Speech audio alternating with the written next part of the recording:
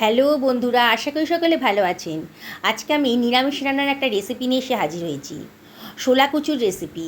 আপনারা তো শোলা কচু নানানভাবে রান্না করে খেয়েছেন, আজকে আমার মতন করে রান্না করে দেখুন। সত্যি বলছি বন্ধুরা, মাছ মাংসকে হার মানাবে এই শোলা কচুর টেস্টটা। একেবারে নিরামিষ করে বানিয়েছি। যারা নিরামিষ খাবার একেবারেই পছন্দ করেন না, তারাও কিন্তু এই রেসিপিটা হলে এক প্লেট ভাত চেটেপুটে খেয়ে নেবেন।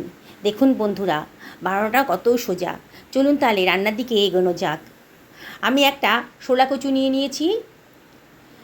দেখুন, আমরা তো একে শোলা কচু বলি, আপনারা কি বলেন অবশ্যই কমেন্ট করে জানাবেন। শোলা কচুটাকে আমি মুখের কাছটা আর পেছনের দিকটা কেটে বাদ দিয়ে দেব। শোলা কচু অনেক সময় গলা ধরে, কিন্তু আমি আজকে যে প্রসেসে বানাবো তাতে কিন্তু একটুও গলা ধরবে না। আমি শোলা কচুটাকে মাঝখান দিয়ে কেটে নিলাম, তাহলে আমার কাটতে সুবিধা হবে, মানে খোসা ছাড়াতে সুবিধা হবে। সে আপনারা যেমন খুশি করে কাটুন, আপনাদের সুবিধা মতন আপনারা কেটে নেবেন।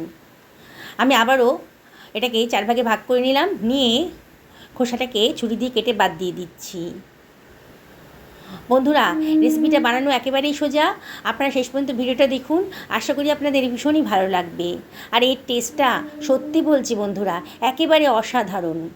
আমার খোসাগুলো কাটা হয়ে গেছে, আমি আবার দেখুন টুকরো করে কেটে নিচ্ছি। এবার তিন কোণো করে আমি এটাকে পিস পিস করে কেটে নিচ্ছি। খুব বেশি বড়ও করছি না, আর খুব বেশি ছোটও হবে না।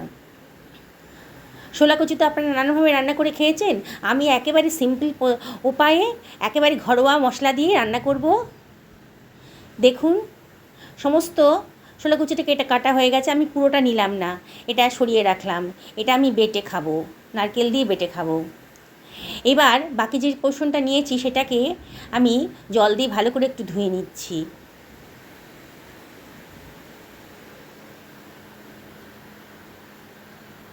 দেখুন, ধোয়াটা হয়ে গেছে। এবার জল ঝরিয়ে আমি একটা পাত্রের ভেতর নিয়ে নিলাম। আমি একেবারে সহজ পদ্ধতিতে এটাতে তৈরি করেছি, আর এটা যে দেখবে সেই কিন্তু অনায়াসেই বানিয়ে ফেলতে পারবে। হাফ টি চামচ মতো হলুদের গুঁড়ো দিয়ে দিলাম, আর দিয়ে দিচ্ছি হাফ টি চামচ মতো লাল লঙ্কার গুঁড়ো, মানে শুকনো লঙ্কার গুঁড়ো, আর হাফ টি চামচ লবণ দিয়ে দিলাম। আর একটা লেবুর অর্ধেক অংশ নিয়ে তার রসটা আমি দিয়ে দিচ্ছি। এটা দিলে পরে কিন্তু গলাটা একেবারেই ধরবে না। বললাম না, অনেক সময় শোলা কচুতে গলা ধরে। আমার প্রসেসে রান্না করে দেখুন, এতটুকু গলাও ধরবে না। পুরো রসটা আমি দিয়ে দিলাম। এবার আমি হাত দিয়ে সব কিছু ভালো করে মাখিয়ে নিচ্ছি। খুব ভালো করে মাখিয়ে নিতে হবে, যাতে লবণ, হলুদ আর লঙ্কার গুঁড়োটা কচুর গায়ে ভালো মতন মিশে যায়।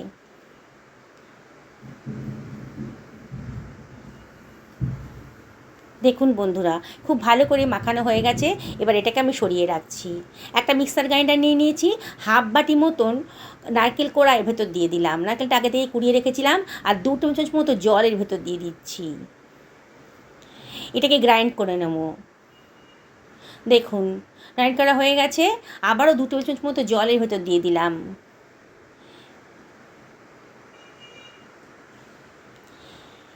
এবার এটাকে একটা স্ট্রেনারের মধ্যে দিয়ে দিচ্ছি, মানে ছাঁকনির মধ্যে দিয়ে আমি নারকেলের দুধটা বার করে নেব। চামচ দিয়ে একটু চাপ দিচ্ছি, দেখুন নারকেলের দুধটা কিন্তু বেরিয়ে এসছে। আমার তো মনে হয় এই প্রসেসে করলে নারকেলের দুধ বার করা সবথেকে সোজা। আমি এই প্রসেসে করি, আপনারা কীভাবে নারকেলের দুধ বার করেন অবশ্যই কমেন্ট করে জানাবেন। দেখুন হয়ে গেল। আবারও এটাকে মিক্সার গ্রাইন্ডারে দিয়ে দিলাম, দিয়ে আবারও একটু জল দিয়ে দেবো এর ভেতরে, দিয়ে আবারও এটাকে গ্রাইন্ড করে নেব। আবারও এটাকে ছেঁকে নেব। ছেঁকে নিয়ে অনেকটা দুধ পাওয়া যাবে। এইভাবে 2 থেকে 3 বার করলে পরেই কিন্তু অনেকটা নারকেলের দুধ বেরিয়ে আসবে। আপনারা তো নানানভাবে নারকেলের দুধ বার করেন, আমার প্রসেসে করে দেখুন। খুব সহজ পদ্ধতিতে নারকেলের দুধ বেরিয়ে আসবে। আর এই যে নারকেল কোড়াটা রইল না, এটা কিন্তু ফেলে দেব না, এটা কিন্তু বড়া বানিয়ে খেয়ে নেব। কোনো জিনিসই ফেলার দরকার হয় না, কিংবা অন্য কোনো রান্নার কাজেও আপনারা এটা ব্যবহার করে নিতে পারেন। দেখুন কতটা নারকেলের দুধ বেরিয়েছে। একটা মিক্সার গ্রাইন্ডারের ভেতর 1.5 ইঞ্চি পরিমাণ আদার টুকরো দিয়ে দিলাম। নিরামিষ রান্না, এটা আদারটা একটু বেশি পরিমাণেই লাগবে। একটা টমেটোকে কুচি করে রেখেছিলাম সেটা দিয়ে দিলাম, 2খানা কাঁচা লঙ্কাও দিয়ে দিলাম, দারুণ সুন্দর একটা টেস্ট আসবে। 1 টেবিল চামচ মতো লবণ দিয়ে দিলাম, আর এর ভেতরে দিয়ে দিচ্ছি 1/2 টেবিল চামচ মতো হলুদের গুঁড়ো, 1 টেবিল চামচ ধনের গুঁড়ো দিলাম, 1/2 টেবিল চামচ জিরের গুঁড়ো দিচ্ছি, আর 1 টেবিল চামচ মতন লঙ্কার গুঁড়ো দেবো। লঙ্কাটা অবশ্যই আপনারা নিজেদের পছন্দ মতো দেবেন। আমরা লঙ্কা খেতে ভালোবাসি বলে, ঝাল খেতে ভালোবাসি বলে লঙ্কার পরিমাণটা একটু বেশি দিয়েছি। আর দিয়ে দিচ্ছি চারমগজ, এটা যে কোনো মুদিখানার দোকানেই পাওয়া যায়। এবার 1 টেবিল চামচ মতো জল ওই ভেতর দিয়ে দিলাম, দিয়ে এটাকে আমি গ্রাইন্ড করে নিচ্ছি। দেখুন বন্ধুরা, কত সুন্দর একটা স্মুথ পেস্ট তৈরি হয়ে গেছে। সরিয়ে রাখলাম। সর্ষের তেল গরম করতে দিয়ে দিয়েছিলাম 3 টেবিল চামচ মতো, 1 চিমটা লবণও দিয়ে দিলাম, তাহলে সর্ষের তেলে কাঁচা গন্ধটা আর থাকবে না। এবার ম্যারিনেট করা ছোলা কুচুর টুকরোগুলো আমি এর ভেতর দিয়ে দিচ্ছি, দিয়ে এটাকে একটু ফ্রাই করে নেব। বন্ধুরা, এই প্রসেসে রান্না করুন, রান্নাটাও খুব সোজা হবে আর একটুও গলা চুলকাবে না। আমি গ্যারেন্টি দিয়ে বলছি, এতটুকু গলা কিন্তু আপনাদের চুলকাবে না। এবার একটু নাড়াচাড়া করে এটাকে আমি ঢাকা দিয়ে রান্না করব, তাহলে তাড়াতাড়ি আমার ফ্রাইটা হয়ে যাবে। মিনিট 2 ঢাকা দিয়ে দেবো মিডিয়াম ফ্লেমে। 2 মিনিট বাদে ঢাকাটা তুলে আবারও একটু নাড়াচাড়া করে দিচ্ছি। দেখুন কচুগুলোর মধ্যে একটু লালচেভাবে কালার চলে এসেছে। আরও একটু ফ্রাই করে নেব। উল্টে পাল্টে দিলাম কচুগুলোকে। দেখুন একটু চেক করছি, এখনও বেশ শক্ত আছে। আমি আবারও 2 মিনিটের জন্য ঢাকা দিয়ে রান্না করে নেব। 2 মিনিট হয়ে গেছে, আবারও একটু নাড়াচাড়া করে দিচ্ছি। এবার কিন্তু বেশ কালারটা সুন্দর এসছে, বোঝাই যাচ্ছে কচুর টুকরোগুলো কিন্তু বেশ নরম হয়ে গেছে, কচুর টুকরোগুলো। এবার একটু নাড়াচাড়া করে এগুলোকে আমি অন্য একটা পাত্রের ভেতর তুলে নেব। বন্ধুরা, রেসিপিটা যদি ভালো লাগে তাহলে লাইক শেয়ার কমেন্ট করতে কিন্তু ভুলবেন না। নতুন বন্ধুদেরকে রিকোয়েস্ট করব আমার চ্যানেলটা সাবস্ক্রাইব করার জন্যে, পাশে থাকা বেল আইকনটা অবশ্যই ক্লিক করে দেবেন, তাহলে আমার রান্নার নোটিফিকেশানটা আপনারা চটজলদি পেয়ে যাবেন। বন্ধুরা, আপনারা হয়তো খেয়াল করেছেন আমি ঘরে থাকা উপকরণ দিয়ে অতি সহজভাবে ঘরোয়া পদ্ধতিতে ভালো ভালো রান্না করার চেষ্টা করি। আমার এই রেসিপিগুলো আপনাদের ভালো লাগলে অবশ্যই কমেন্ট করে জানাবেন। গরম তেলের ভেতর দিয়ে দিলাম 1/2 চামচের মতো গোটা জিরে আর বেশ খানিকটা কারি পাতাটা দিলে পরে দারুণ সুন্দর একটা ফ্লেভার আসে। গোটা রান্নাঘর কিন্তু গন্ধে মোমো করছে একেবারে। কারি পাতাটাকে একটু ফ্রাই করে নিলাম, তাই সেই ফ্লেমটা কিন্তু একেবারে লো করে রেখেছি, যাতে কারি পাতাটা পুড়ে না যায়। সুন্দর একটা গন্ধ বেরিয়ে গেছে। এইবারে আমি দিয়ে দিচ্ছি গ্রাইন্ড করে রাখা মশলাটা।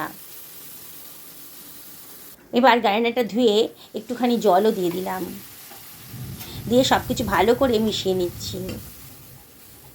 এবার গ্যাসের ফ্লেমটা মিডিয়াম টু হাইতে করে দিয়েছি। অনবরত কিন্তু নাড়তে হবে, নেড়ে নেড়ে মশলাটাকে খুব ভালো করে কষিয়ে নেব। এবার আমি ঢাকা দিয়ে দেবো 1 মিনিটের জন্য, তাহলে রান্নাটা তাড়াতাড়ি হবে, মশলাটা কষানো তাড়াতাড়ি হবে আর কি। দেখুন 1 মিনিট বাদে ঢাকাটা তুলে আবারও সব কিছু ভালো করে মিশিয়ে নিচ্ছি।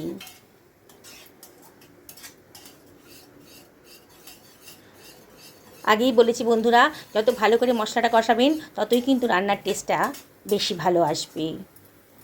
এখানে অল্প অল্প জল দিয়ে আমি মশলাটা কষিয়ে নেব, তাহলে কিন্তু বেশি তেল দেওয়ার প্রয়োজন হবে না।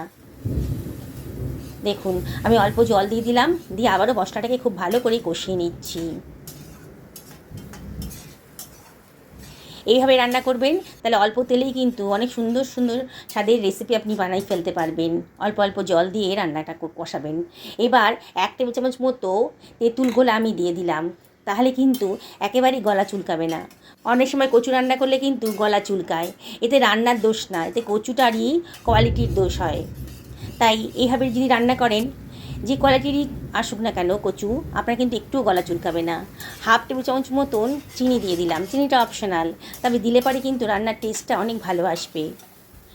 একটু টকটক হয়েছে তো, আগে লেবু দিয়ে ম্যারিনেট করেছিলাম, তারপরে তেঁতুল গোলা দিলাম, একটা টমেটোও পড়েছে, কোকোনাট মিল্কটা দিয়ে দিলাম, মানে নারকেলের দুধটা আমি দিয়ে দিলাম। মশলাটা কষানো হয়ে গেছিলো, আর সমপরিমাণ জলও দিয়ে দিলাম, দিয়ে এটাকে আমি ফুটতে দেব। সব কিছু ভালো করে মিশিয়ে নিচ্ছি।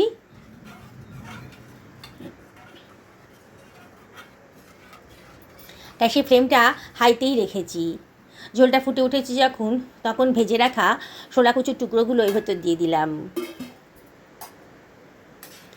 দিয়ে সব কিছু আবারও ভালো করে মিশিয়ে নিচ্ছি। এবার 2খানা কাঁচা লঙ্কা দিয়ে দিলাম। ঢাকা দিয়ে মিনিট 5 মিডিয়াম ফ্লেমে এটাকে রান্না করে নেব। খুব বেশি ফোটাতে হবে না, কারণ শোলা কচুগুলো তো ভাজা আছে, তাই এগুলো সেদ্ধ হতেই বেশি টাইম নেবে না। তাও আপনাদের যদি মনে হয় 5 মিনিটে হচ্ছে না সেদ্ধটা, তাহলে আপনারা একটু বেশি সময় ধরে এটাকে রান্না করে নেবেন। দেখুন আমি কেটে দেখছি, শোলা কচুগুলো কিন্তু বেশ নরম হয়ে গেছে, গলে যায়নি, মোটামুটি হয়ে গেছে। এবার আমি হাফ চা চামচ মতো গরম মশলার গুঁড়ো দিয়ে দিলাম, আর হাতে ডলে খানিকটা কসুরি মেথিও এর ভেতর দিয়ে দিচ্ছি। এবারে সব কিছু ভালো করে মিশিয়ে নেব। দেখুন কত অল্প সময়ের ভেতর, অল্প খরচের ভেতর দারুণ স্বাদের একটা নিরামিষ রেসিপি তৈরি হয়ে গেল। যাকে খাওয়াবেন না সেই কিন্তু আপনার রান্নার প্রশংসা করবে। 2 মিনিট ঢাকা দিয়ে রেস্টে রেখে দিলাম, গ্যাসের ফ্লেমটা অফ করে দিয়েছিলাম। দেখুন আমার রান্নাটা কিন্তু একেবারে রেডি হয়ে গেছে। এবার সার্ভ করে দেব। বন্ধুরা, শোলা কচু কিন্তু বেশি দাম না, অল্প দামের এই রেসিপিটা দিয়ে এত অসাধারণ টেস্টি একটা রান্না করা যায়, আপনারা না দেখলে বিশ্বাসই করতে পারবেন না। যেদিনকে বানাবেন না, সত্যি বলছি বন্ধুরা, 1 প্লেট ভাত কিন্তু এটা দিয়েই খাওয়া হয়ে যাবে। একেবারে নিরামিষ করে বানিয়েছি। দেখুন কালারটা দেখুন কত সুন্দর হয়েছে। বললাম তো, মাছ মাংস ফেলে না এই নিরামিষ শোলা কচুই সবাই খেতে চাইবে।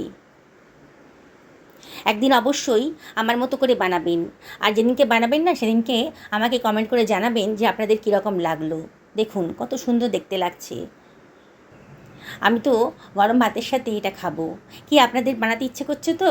তাহলে আর দেরি করছেন কেন? বাজারে এখন প্রচুর শোলা কচু উঠেছে, তাহলে কালকেই নিয়ে আসুন আর অবশ্যই বানিয়ে ফেলুন একদিন। দেখুন কত সুন্দর খেতে লাগবে, আর সুন্দর একটা গন্ধও বেরিয়েছে। কিন্তু আমি একটা শোলা কচু দেখাচ্ছি আপনাদেরকে কতটা নরম হয়েছে, গলে যায়নি কিন্তু বেশ নরম হয়েছে। দেখুন আমি তো খাওয়া শুরু করে দিলাম, আর আপনারা অবশ্যই একদিন বাড়িতে বানান। সকলে ভালো থাকুন এই কামনা করে ভিডিওটা এখানে শেষ করলাম। নমস্কার।